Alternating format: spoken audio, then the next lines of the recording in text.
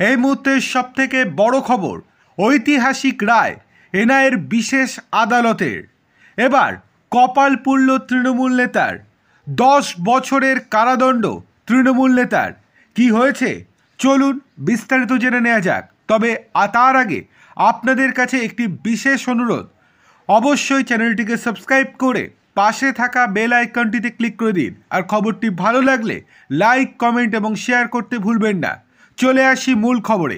5.5 বছর আগে বীরভূমের গাংপুর বিস্ফোরণ মামলায় তৃণমূল নেতা বাবলু মণ্ডলকে 10 বছরের কারাদণ্ড দিল বিশেষ এনআইএ আদালত।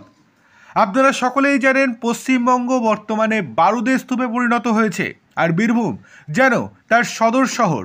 এই রকমটাই মনে করছেন বিশেষজ্ঞ এবং রাজনৈতিক পর্যবেক্ষকেরা। প্রত্যেক সাধারণ মানুষ থেকে শুরু করে রাজনৈতিক বিশেষজ্ঞরা বারংবার দাবি করছে বীরভূম যেন আঁতুড়ঘর এই বোমা বিস্ফোরণ কাণ্ডের। একই সঙ্গে 10,000 টাকা জরিমানা করা হয়েছে দোষী সাব্যস্ত এই তৃণমূল নেতাকে। 2019 সালের 20শে সেপ্টেম্বর বীরভূমের লোকপুর থানার গাংপুর গ্রামের বাসিন্দা বাবলু মণ্ডলের বাড়িতে বিস্ফোরণ ঘটেছিল। বাড়ি থেকে উদ্ধার হয়েছিল বেশ কিছু আগ্নেয়াস্ত্র। পরে জানা যায় এই বাবলু মণ্ডল স্থানীয় তৃণমূল নেতা। এরপর বিজেপি থেকে জনস্বার্থ মামলা দায়ের করা হয় কলকাতা হাইকোর্টে। কলকাতা হাইকোর্টের নির্দেশ দেওয়া হয় যে এনআইএ এই মামলা তদন্ত করবে।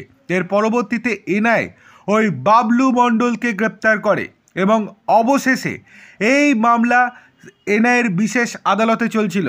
অবশেষে রায়দান করা হলো এবং তাকে 10 বছরের কারাদণ্ড দেওয়া হলো।